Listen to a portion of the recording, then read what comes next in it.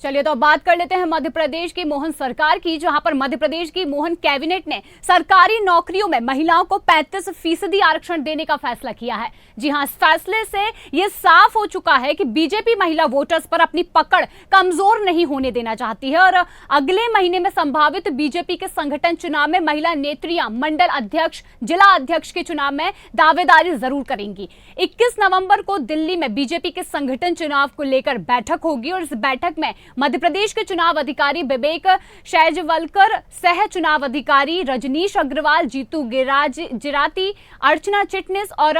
Doctor Prabhulal Jatav शामिल होंगे और इसी बैठक में मंडल अध्यक्ष, जिला अध्यक्ष और प्रदेश अध्यक्ष के चुनाव का शेड्यूल और टाइमलाइन जारी होगी। बता दें आपको, बीजेपी ने 2 सितंबर से 15 अक्टूबर तक यहां पर सदस्यता अभियान चलाया। इसके बाद सक्रिय सदस्यता का अभियान चला और अब बीजेपी के संगठन चुनाव की प्रक्रिया यहां पर लगातार चल रही है और इसके तहत यहां पर 14 नवंबर से 20 नवंबर तक मध्य प्रदेश में बूथ समितियों के चुनाव होंगे और इसमें बूथ अध्यक्ष सहित 11 सदस्यीय बूथ समिति का गठन भी किया जाएगा। हालांकि बात जानने वाली यही है कि यहाँ पर महिलाओं को सबसे पहले रखा जा रहा है, महिलाओं को आगे किया जा रहा है, महिलाओं के बारे में सोचा जा रहा है। कहीं ना कहीं यहाँ पर महिलाओं को भी नए पदों पर जरूर यहाँ पर आगे लाया जाएगा और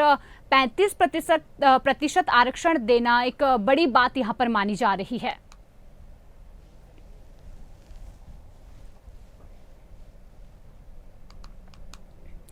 तो जिस तरीके से आपको बता रहे हैं, यहाँ पर 21 को भी दिल्ली में बड़ी बैठक होगी और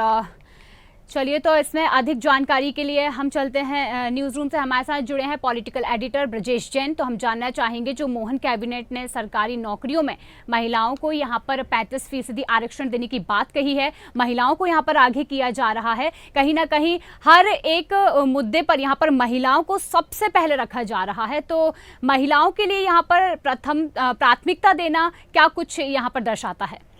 बिल्कुल, देखिए, मध्य प्रदेश में जब से लाडली बहना योजना बीजेपी की तत्कालिक शिवराज सरकार ने लॉन्च की है, तब से ही लगातार सियासत की धुरी मध्य प्रदेश में जो है वो महिलाएं हैं और बीजेपी ये अच्छी तरह समझ गई है, चाहे वो मध्य प्रदेश के चुनाव हो, छत्तीसगढ़ के चुनाव हो या फिर हरियाणा के चुनाव हो, राजस्थान के चुनाव हो, कि महिलाओं को साथ कर ही वो चुनावी नैया पार कर सकती है, सत्ता में वापसी कर सकती है। और यही वजह है कि ये फॉर्मूला लगातार हिट हुआ है, क्योंकि लाडली बहना योजना, हरियाणा की लाड़ो बहना योजना, छत्तीसगढ़ में 500 रुपये में सिलेंडर देने की बात, ये सीधे तौर पर महिलाओं को इम्पैक्ट करती हैं और उसका फ़ायदा सियासी तौर पर बीजेपी को मिलता रहा है। और यही वजह है कि इस महिलाओं के मुद्दों को लेकर बीजेपी ये मुद्दा ठंडा नहीं होने देना चाहती, क्योंकि देखिए, झारखंड में भी चुनाव है, महाराष्ट्र में भी चुनाव है, अगले साल 3 राज्यों में चुनाव है, दिल्ली में चुनाव है। तो ऐसे में महिलाओं का मुद्दा घर में रहे, इसीलिए मध्य प्रदेश की सरकार ने पहल की है। 33% से जो सरकारी नौकरियों में आरक्षण अभी 33% था, वो 35% किया गया है, 2% का इजाफा किया गया है। इसके साथ ही बीजेपी ने भी अपनी ओर से संगठन में महिलाओं की भूमिका बढ़ाने के लिए जो है वो महिलाओं के लिए कई पद तय किए हैं और 21 नवंबर को जो बैठक दिल्ली में संगठन चुनाव को लेकर होनी है, उसमें भी महिलाओं को लेकर कई बड़े फैसले हो सकते हैं। कई जिले आरक्षित किए जा सकते हैं, महिला जिला अध्यक्ष के लिए कई मंडल आरक्षित किए जा सकते हैं। ये पहली बार होगा कि महिलाओं को आरक्षण मिलेगा सीधे तौर पर संगठन के चुनावों में। और बात तो शिवा यहाँ तक चल रही है कि प्रदेश अध्यक्ष भी मध्य प्रदेश की इस बार जो है वो कोई ना कोई महिला को बनाया जाए। अब देखना यह होगा कि 21 नवंबर की बैठक में क्या कुछ तय किया जाता है। जिस तरीके से विधानसभा चुनाव में मध्य प्रदेश में लाडली बहना योजना ट्रम्प कार्ड के तौर पर यहाँ पर लाडली बहना योजना को देखा गया था, तो ये जो 35% आरक्षण यहाँ पर बढ़ाया गया है, क्या ये भी ट्रम्प कार्ड के तौर पर देखा जा सकता है? ये बड़ी आबादी इससे प्रभावित होती है और 2% तक नौकरियों में आरक्षण यदि बढ़ता है तो जाहिर सी बात है 2% ज़्यादा महिलाएं चुनी जाएंगी तमाम विभागों की सरकारी नौकरियों में और इसका सीधा फायदा युवा वर्ग को होगा, जो नौकरियों की तलाश में है, जिन्होंने अभी अभी ग्रेजुएशन पास किया है, जो सरकारी नौकरी के लिए प्रिपेयर कर रहे हैं, तो उनको लड़कियों को, महिलाओं को ज़्यादा लाभ होगा और इसीलिए बीजेपी सिंपैथी गेन भी करेगी। तो सियासत है और सियासत में महिलाएं लगातार केंद्र की धुरी रही हैं, लेकिन इस बार कई योजनाओं में, संगठन हो या सत्ता हो, इनमें महिलाओं को हिस्सेदारी देना कहीं ना कहीं ये जताता है कि बीजेपी की जो अगली सियासी है कुछ दशकों की, वो महिलाओं पर ही रहेगी। वही यहाँ पर कहा जा रहा है कि महिलाओं को यहाँ पर नए पद दिए जा सकते हैं, तो यानी कि यहाँ पर जब चुनाव होंगे तो महिलाएं यहाँ पर पद पर उभर कर आ सकती हैं।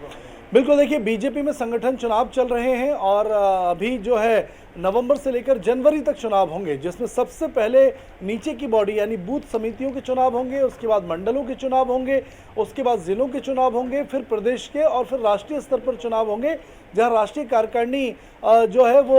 राष्ट्रीय अध्यक्ष का चुनाव करेगी। ये बीजेपी के इंटरनल चुनाव है और इन चुनावों में लगभग 95% पुरुष चुनते जाते रहे हैं। अब तक 5% महिलाओं को ही मौका मिला है पद होल्ड करने का, लेकिन ये संख्या बढ़ाना चाहती है बीजेपी और इसीलिए इंटरनल आरक्षण जो है, रिजर्वेशन, वो महिलाओं के लिए लागू करने की बात चल रही है। अब देखना ये होगा कि कौन कौन से कितने पद जो है वो आरक्षित किए जाते हैं और क्या बीजेपी देश की ऐसी पहली पार्टी होगी जो इंटरनली महिलाओं को पद आरक्षित करेगी। बिल्कुल, ये तो साफ तौर पर नजर आ रहा है कि सरकार यहाँ पर महिलाओं को साधती हुई नजर आ रही है। पहले लाडली बहना योजना और अब 33 से सीधे 35% तक आरक्षण बढ़ा देना, ये साफ तौर पर ये दर्शाता है कि महिलाओं को किस तरीके से यहाँ पर